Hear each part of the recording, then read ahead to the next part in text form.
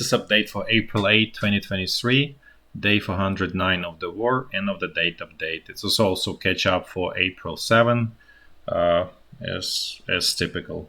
So let's just, I'm going to discuss today as usually the strategic situation, strategic updates in the world, and then we're going to switch to the front line in Ukraine. So let's start with China. It's making a lot of headlines and news recently. I mean, this is for those who are regular listeners, no surprise. So let's first start is that China is actually retaliating against U.S. sanctions. So, for example, they put their own sanctions against a couple of U.S.-based entities. I don't really know much about them, but one of them is Hudson University, and then the other one is Ronald Reagan Presidential Library, and the people who in charge of those, senior leadership of those. So basically what this really means that they are not allowed to visit China and so on. And if there is any property or assets in China, they will be expropriated. So there is also rumors that China may limit export of rare earths metals out of China, and they are extremely critical for many applications, mostly obviously for semiconductor manufacturing, any kind of electronics, and because it's all heavily used in military applications, so obviously for military application as well. And some of them is it's called super, so kind of like a marketing name, super magnets, but what it is really metal called neodymium, and they just have very strong magnetic properties, and that is could be used for many applications where you need basically in military applications. So so as you can see that China is not getting the semiconductor manufacturing equipment, and in return, what it tries to limit, it also tries to cripple ability to produce semiconductors and general electronics and military focused electronics by reducing export of those rare earths metals or minerals. And the problem with all of this is that China, one of the largest producers in the world, I don't remember exact number, but they control significant portion of the world export. And so if you don't have China there, you have extremely severe shortages. So as you can see that China is not sort of sitting idle and actually showing sort of force, and that they're not going to accept what they perceive as negative reaction towards them. Then actually they actually exercise military force. So as you probably heard that it's on the news, there is large Chinese military exercise going on around Taiwan. Essentially, it's a practice of attack on Taiwan, where they practice encirclement, blocking Taiwan. Essentially, blocking is in order to be successful with landing operations, they need to block the eastern part of Taiwan, so there is no resupply coming from, let's say, US or Japan or any other potential allies. So they just need. So the key there is really the Navy blockade of Taiwan, and that's what's being practiced essentially right now. Then at the same time, it's so interesting that that French President Emmanuel Macron and head of the I think European Commission, or I don't know if that's the correct name, but the person is Ursula von der Leyen.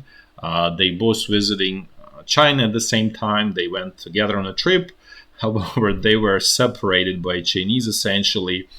And while French president enjoying extremely warm and nice and the best treatment he can get in China, Ursula von der Leyen getting as cold treatment as possible. So as you can see, this is a very clear message by the Chinese president that they are, let's say, they are hostile to the European Union as a whole, but at the same time, they're trying to win individual states within the European Union. And his high hope is on France, obviously. That's why French president is treated so nicely, and in the hope that Chinese side can kind of like drive a stake in the West and sort of create sort of cracks in the relationship in the West. It's pretty delusional hope, let's put this way, from China. Nevertheless, they try. These days they're extremely arrogant in many ways, and they don't. They're definitely not shy to try to all sort of, I would say, extremely aggressive, let's say, behavior. Now switching from China, let's switch actually to Russia. And here we're going to discuss a little bit about their deteriorating economic environment in Russia, which gets worse by day. So there is, for example, a little bit of statistics. So number of individual bankruptcies in Russia rose by 40% in Q1 of 2023 versus Q1 of 2022. So the the absolute number is not that huge. It jumped from 54 to 76,000 bankruptcies, but the importance of it is extremely, change of the trend, and 40% is not sort of is not a joke. It's a symptom of very big problems and very big sort of tension under the hood there. Related to this, there's another piece of economic news, is that 70% of the housing units, basically apartment, because in Russia typically people buy apartments, of the apartments that are being built, they are not sold due to the record drop in demand. So again, if you can tie this, there is a lot of stress on the consumer side in Russia. And then integrative sort of measure of all of this health of the economy of the entire society is the exchange rate, Russian currency, and it continued dropping. It jumped all the way to 83 Russian rubles for $1 US. And then there was intervention, and it helped to push it back to 2 rubles back, and so it ended up at 81. But this intervention is just a temporary sort of blip in a general trend that's no no intervention can stop. Essentially, just maybe takes longer, but eventually get where it needs to be. And just to highlight how much Russian central bank spent on intervention, they sold 27 metric tons of gold since the beginning of the year, so basically in Q1 23, and then they sold 17 billion yuan from their FX reserves, and 17 billion, I think it's roughly like 2.3, something like that, along those, like 2.4 billion US dollars. So this is obviously not a small change, and as you can see, this all points to the extremely difficult and deteriorating situation in the Russian economy. Just to be balanced for those who are new, I don't even discuss Ukrainian economy because it's essentially non-existent.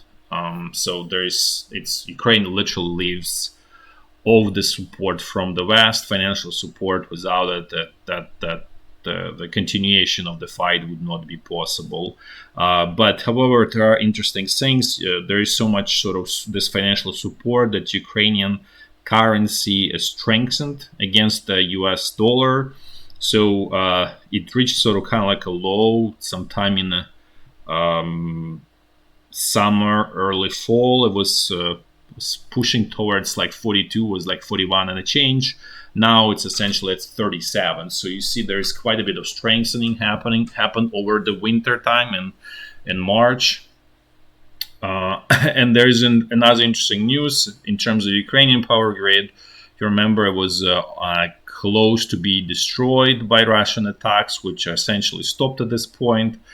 I think the last one was like early, like large one, all relatively large one was early March. They were done quite a bit of band-aid repairs, plus because the industry is dead essentially, so there is a huge demand for electricity dropped, and at the same time, Ukrainian nuclear power plants still functioning, with exception of the one in Zaporizhya region, which is Enerhodar here, which is the largest one in Europe. This is now under, basically it's shut down, nobody's using it, but Ukraine still has 3 nuclear power plants left. And so now Ukrainian government, desperate for any income, they starting export of electricity to Europe to earn some money. So essentially, it's not because everything is so wonderful in Ukraine, but just because it's actually because everything is so terrible. So there is no demand for electricity in Ukraine. So all of that goes now basically to Poland, Slovakia, Hungary, sometimes Romania. So those are main consumers of Ukrainian electricity. And then one more topic on Ukrainian grain. So there was a lot of pushback from Ukrainian neighbors, specifically Poland, Romania, Hungary, about Ukrainian grain flooding their markets and destroying economics of the local farmers. And so that now has been blocked. So essentially, at this point, the only outlet for Ukrainian grain out is really this through the Black Sea. Essentially, this, I don't know if Odessa will work, or that the ports on Danube river on Ukrainian side, but they're really small. So it's very unclear how this is going to play out.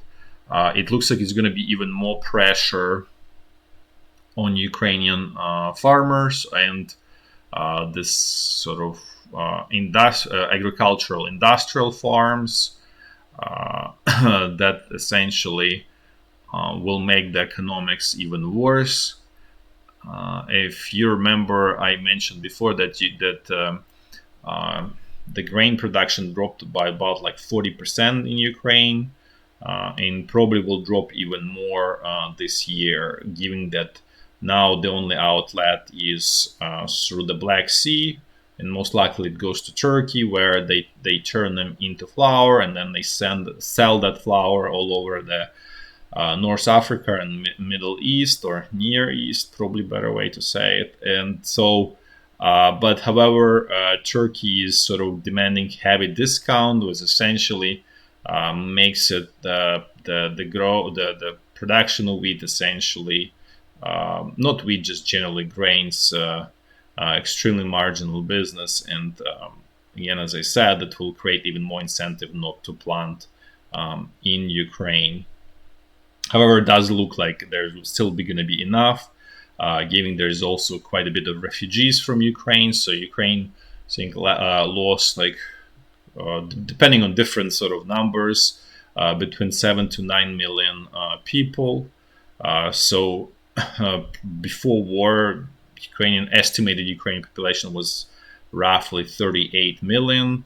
So now it's probably somewhere around 30 or even under 30 million, which obviously you need even less agricultural products as a result of that.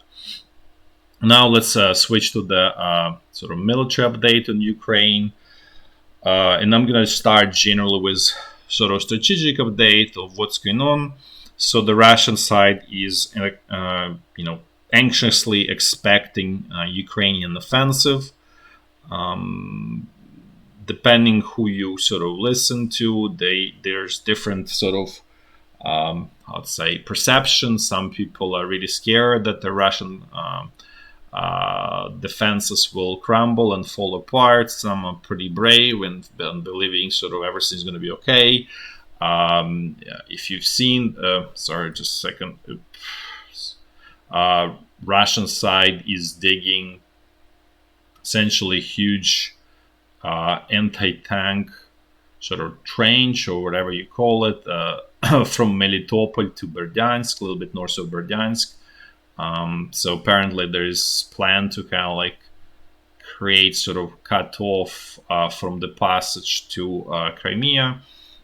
At the same time, if Ukrainian side will manage to get to Azov Sea between Mariupol and Berdyansk, that's all you need to essentially trap a huge amount of Russian forces in this North Azov region and also in Crimea. So what's happening with Russian side, going back in terms of expectation of Ukrainian offensive, they believe that's going to happen in a couple of weeks, probably towards the end of April. And apparently the situation on the Russian side is pretty bad, I would say, because units that are where there's no active fighting, like Zaporizhya front line, like North Lugansk front line, essentially there's actually not like diet. It's simply they not getting any shells. So like you don't get any shells, you just kind of like figure out how to survive under Ukrainian shelling. At the same time, Ukraine also doesn't have many shells. But what's going on is that Russian command is desperately stockpiling whatever they can to use that when against Ukrainian offensive. So there's essentially the inventory in Russia is non-existent, and production is so low it doesn't even cover essentially defensive operations at this point. So the solution is basically don't use it anywhere and stockpile it in the hope that could be used during the offensive to fend off Ukrainian offensive. And for that reason, you see that essentially the North Luhansk front line has become like dead, quite similar to the Zaporizhya front line, is because Russia doesn't have resources. Essentially, not resources, not in terms of people. They don't have enough shells. Essentially, the same reason why the attacks near Vuhledar stopped, and it's really just that the whole long front line shrunk to really two kind of like a needle. So one needle is Bahmut, where it's more like sort of for propaganda reasons, Russian side wants to sort of get the full control, just to say, okay, we got it, we did it, because that would be a very big failure if it didn't happen, and they almost there. So it's kind of makes sense to invest whatever you can. And yesterday there was again like another large attack in Bahmut after heavy artillery barrage there. So they apparently used whatever they can in that whole section of the front line just to focus on Bahmut. And then there another area is Avdiivka, where it looks somewhat promising for the Russian side, and Marinka essentially. But beyond that, everything else is basically quiet. And apparently all of the shells are being sort of part of them being stockpiled, majority, and the rest are being used in this just extremely narrow, this 3 section of the front line. So again, it looks like the war is sort of naturally self-stopping, I guess, if that's a good way to say it, just due to the lack of resources. And and on the Russian side, it's becoming the shells are becoming a acute problem. Ukrainian side, they always been problem, but they not, there is some, but the problem is not as acute as in Russian side. And just a reminder for those who haven't seen the prior videos, I mentioned that Russia had a huge factory that used to produce like close to like 1 million shells per month during Soviet time, obviously. But it was destroyed since the collapse of the Soviet Union. It's, I think, if I remember correct, it's either Chelyabinsk or Omsk, somewhere in the southern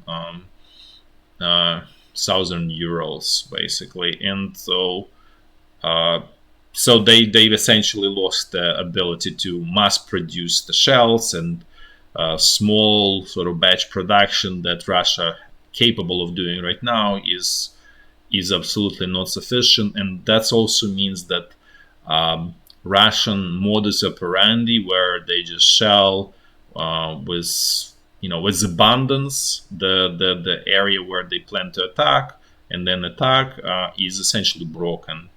And Russia doesn't have sort of different approach, different way of sort of fighting. So this really also means that Russia is facing strategic dead end as well right now. Because to contrast, Ukrainian side faces sort of strategic dead end only in terms of addressing Wagner mercenaries. There is no sort of solution for now on the Ukrainian side. This is basically plugging with bodies of Ukrainian soldiers. That's really solution at this moment, which is obviously not a solution. But at the same time, there is sort of lack for Ukraine, because Wagner mercenaries were also cut off from oxygen, meaning they don't have recruits, and also they don't have shells either. I mean, they have some bare minimum, but the situation is getting worse by day, so they essentially also will not be able to have even that what they used to have recently over the past months. So essentially that machine is broken as well. So both sides are, I would say, in pretty bad shape. Probably Ukrainian side at this moment in slightly better situation, just because while it doesn't have enough, the situation is not as desperate as it apparently is on the Russian side.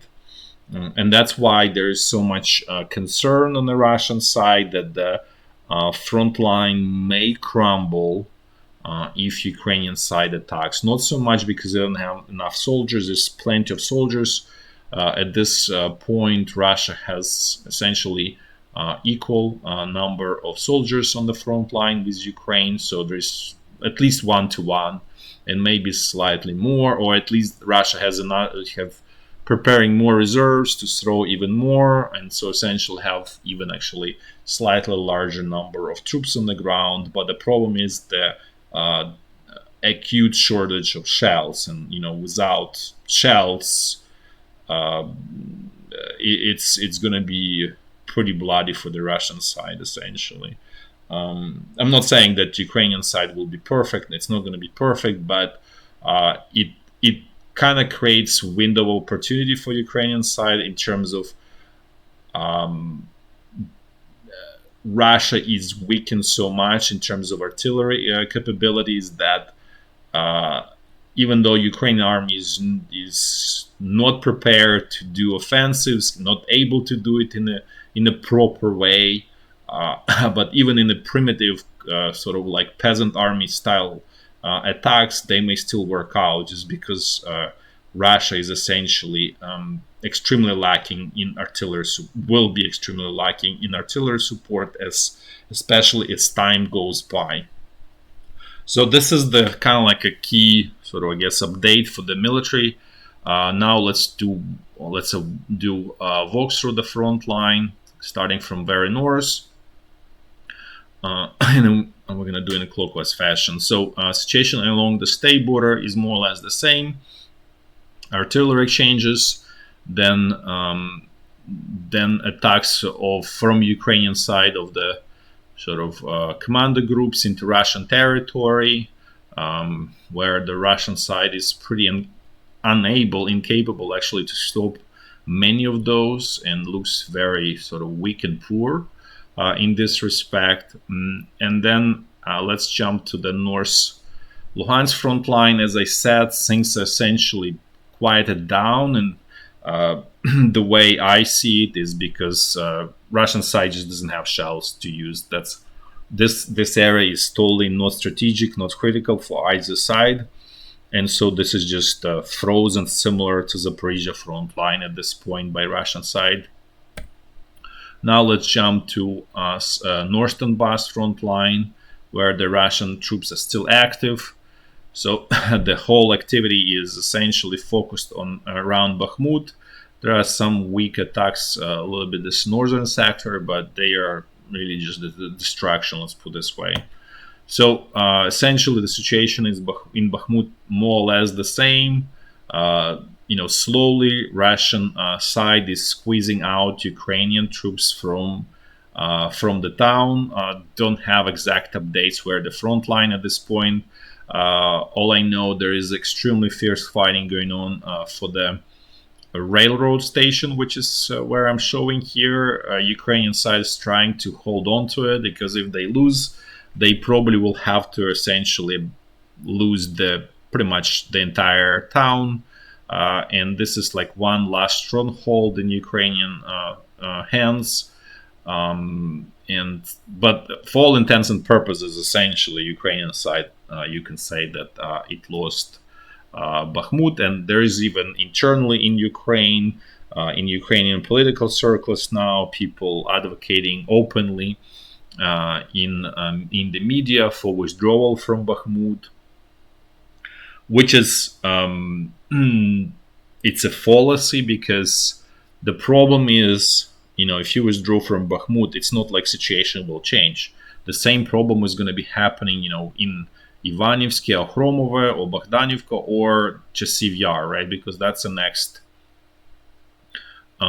town to be attacked is Chasiv Yar, and so there will be the same situation as long as Wagner mercenaries still sort of exist, which I said before that they probably will be pulled out from the front line for refitting, and because, as I said, they just exhausted. There is shortage of people, and they don't have enough shells, so the situation there is also difficult. So in a way, Ukrainian side may get sort of lucky in terms of the Russian side is extremely exhausted and not capable of offensive operations, so it will be quiet for some time just because of that. But if, and I would say maybe when, the attack resumes in a traditional way with a large number of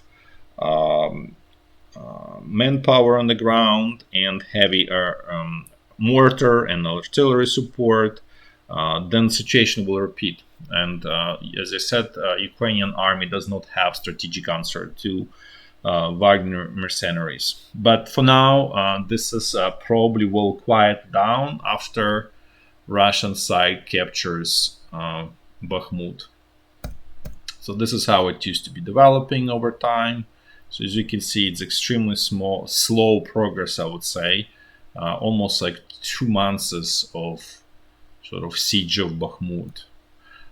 So again, just to show, this is essentially everything is focused on Bahmut.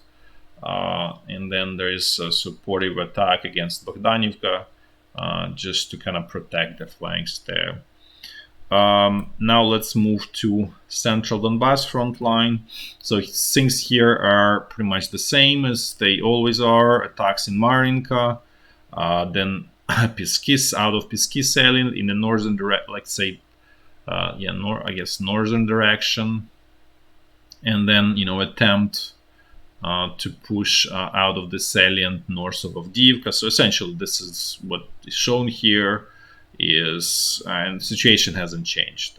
Again, for the same reason, there is essentially a acute shortage of the shells on the Russian side at this point. So as you can see, since March 24th, nothing really has changed. Then the whole attack started, I think, around March 18, 19.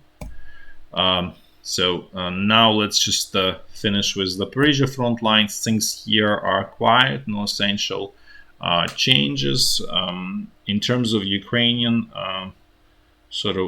attack, Russian side is obviously digging in, preparing. They already have second line, defensive line. Now they're building third one. So basically, they really working hard on making defensive positions. However, without enough artillery support, it's going to be hard. Let's put it this way. So again, the most logical attack, if we just hypothesize right now for Ukrainian side, where what can be done is, let's say, if we go back to this map, the best and most ideal would be actually to attack in the southeastern direction. Was actually even first attempting to create little pocket here of these troops first, and then continue moving towards basically in this direction, maybe, and reach the Azov Sea somewhere either east of Mariupol, or even west of Mariupol, or even east of Mariupol, depending on the development, and then essentially move in the western direction along the sea coast and try to get into Crimea, and at the same time doing some distractive landing operations here to keep this Russian troops here so that they cannot be used as reinforcement against the attacking force from, as I described. So this would be probably the most interesting and elegant and daring operation.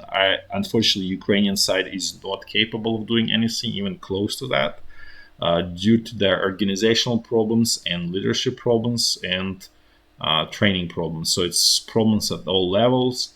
So the attack is probably going to be much more primitive, like just ramming through the Russian defensive line in a straightforward fashion, probably somewhere where Russian side is expecting is going to be directed towards this Tokmak, and essentially somewhere here getting to the Azov Sea, somewhere between Melitopol and Berdyansk, essentially just cutting off here. We'll see what happens when that happens, and very clear, Ukrainian command is not rushing. They trying to accumulate. They realize, as I mentioned before, that there is essentially waning support, military support in terms of military equipment for Ukraine. There was clear warnings from Europe and from the US that what Ukraine got right now, it won't get much more. And to be fair, simply like, let's say, Leopard tanks or Abrams tanks, just simply not the military production in Europe and in the US, essentially, I would say, destroyed. So you cannot really produce what is needed in the quantities that are needed for Ukraine, simply, essentially. And that's where the problem is. Not even so much there's no desire to support, it's just physically just no ability to support unless you just give everything you have, which not going to happen just because West needs to have at least some bare minimum to basically for self-defense, and especially giving the potential confrontation with China, even though there it's more going to be similar to how it used to be in the World War II with Japan. It will be Navy and Air Force. The key the main finding is going to be happening using those two types of, let's say, branches of the military, and land forces will play very minor role there, because there won't be any, let's say, like landing, attack against China, mainland China, it's totally suicidal. It would be more of attempt to block China from expanding rather than doing anything else. If this happens, obviously, but regardless whether it's going to happen or not, West has to keep significant resources there, and so for that reason, it's essentially war on two fronts for the West, similar to how it used to be for the Germany during World War II, where it was fighting on two fronts, and they did it twice and lost bitterly twice because of that. So that's obviously not very inspiring analogy, and indeed it's not the best situation to be honest. So for that reason, Ukrainian command realizes that what they got is essentially of the majority of what they will get. There will be some more supplies, but they won't be so, like, sort of, I would say it wasn't even plenty, but essentially there's nothing huge in terms of quantity of equipment is coming anytime soon to Ukraine. There might be more, like those 30 Abrams tanks sometime in second half of the year, but that's essentially nothing, and they are not miracles. I mentioned already that the Ukrainian side is putting this reactive armor on them just because they can be easily destroyed by the Soviet tanks. So again, they are not magic wand as it's sort of how it's being basically painted by Ukrainian propaganda. It's unfortunate that they are creating unreasonable expectations in people, and then it will lead to actually very significant blowback. Basically, propaganda is self-poisoning. Essentially, that's the best analogy I would describe what it is. Nevertheless, people like to self-poison themselves, unfortunately. So again, this offensive looks like it's going to be happening, but is definitely Ukrainian command and Ukrainian side is not going to do it just quickly as soon as possible. It's going to be extremely measured when more resources are being accumulated for strong hit on the Russian side. At the same time, it allows Russian side to accumulate more shells during all of this time. So in a way, it's actually very, it's, if the troops were skilled, probably better to attack right now than wait. But then there is a problem with the general, as I said, ineptness of Ukrainian military command. So that's the big problem there. That's it for the day. Thanks for watching. Until next time. Bye-bye.